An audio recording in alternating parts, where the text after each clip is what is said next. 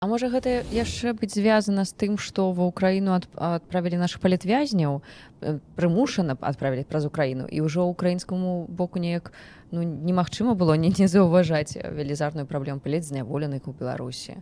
Можа быць з гэтым звязана? Ну, то бок сам Лукашенко і вінаваты ў тым, што да, ён аддаў партыю палітзняволеных ва ўкраіну і зараз, калі ласка, ужо Зеленскі нічого не баіцца ўжо і пра шпіцы. Марыня, я думаю, што гэта адзін з дадатковых фактараў.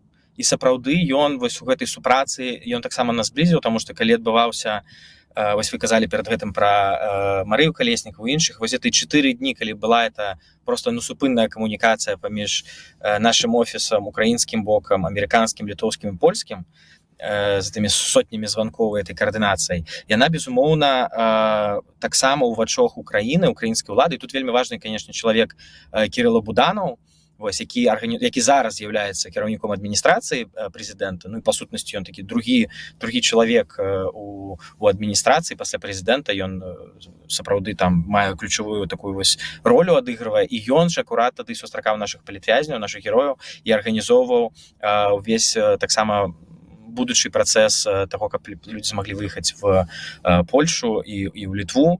Вось, і сапраўды гэта ён быў такі ключавой фігурай. І тут гэта наша супраца, яна паказала, што мы можам працаваць разам па розных пытаннях, у тым ліку па пытаннях палітвязняў, вызваленні. І прэзідэнт Зеленскі таксама пацвердзіў, што ён заўсёды гатовы дапамагчы.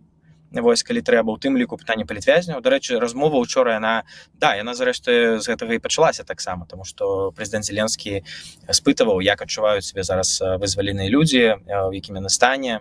Вось, безумоўна, мы дзякавалі за вось гэтую дапамогу, такую ад-хок, нечаканую, але з украінскага боку добра зробленую такі кароткі час. Вось, таму я думаю, што гэта, безумоўна, зблізіла. Вось, але фактар, тут таксама, я думаю, што фактар улічваецца і геапалітычны.